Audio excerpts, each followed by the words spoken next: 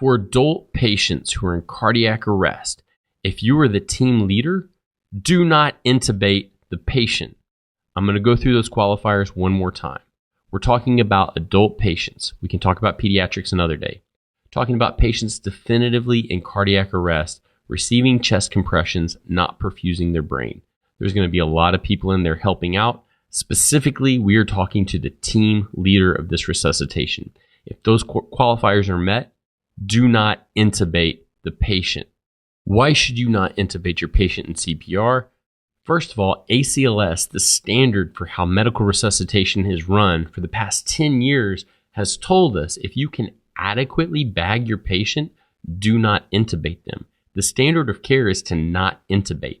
The burden of proof is not on me to prove that you shouldn't intubate, but the burden of proof rather is on you to prove that you should intubate.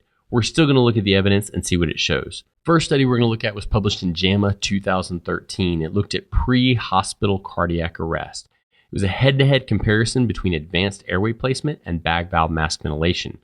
Advanced airway also included LMA in this study as well. Here's what they found. If the patient received an advanced airway, their survival to hospital discharge was about 1%.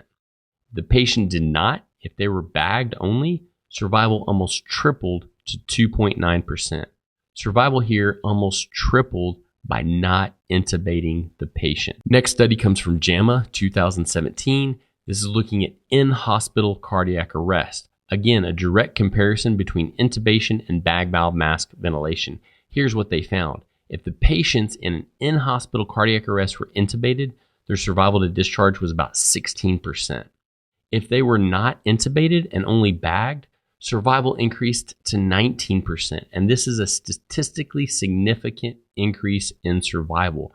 More people are living if you bag them versus if you intubate them.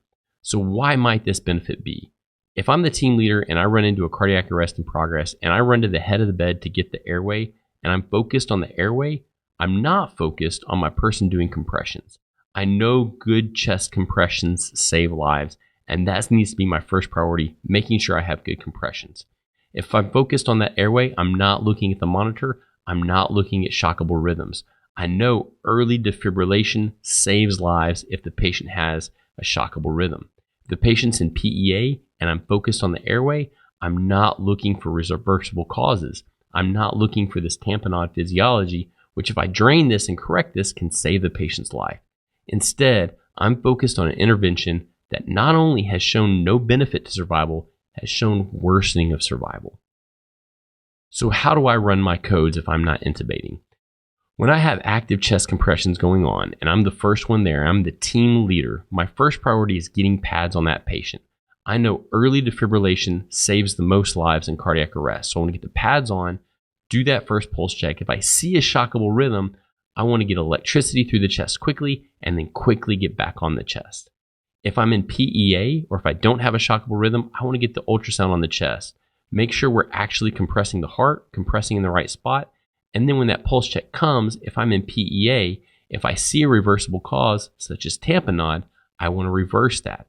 I want to drain that blood out of the chest because I know that's what will save the life. If I'm not in a shockable rhythm, I don't have a reversible cause, I'm still in cardiac arrest, then I need to focus on getting good chest compressions. If I have a skilled intubator who wants to make an attempt, they're welcome to do that.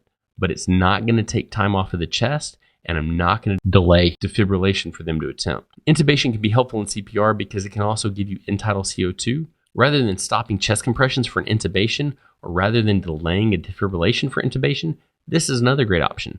Just drop an LMA. This can be dropped while chest compressions are ongoing without additional equipment. It's easy, it can be placed in an appropriate position, and then you can put end-tidal CO2 on this to measure the success of your compressions. To finally summarize one last time, if you have an adult patient who's definitively in cardiac arrest and you are the team leader, do not intubate the patient.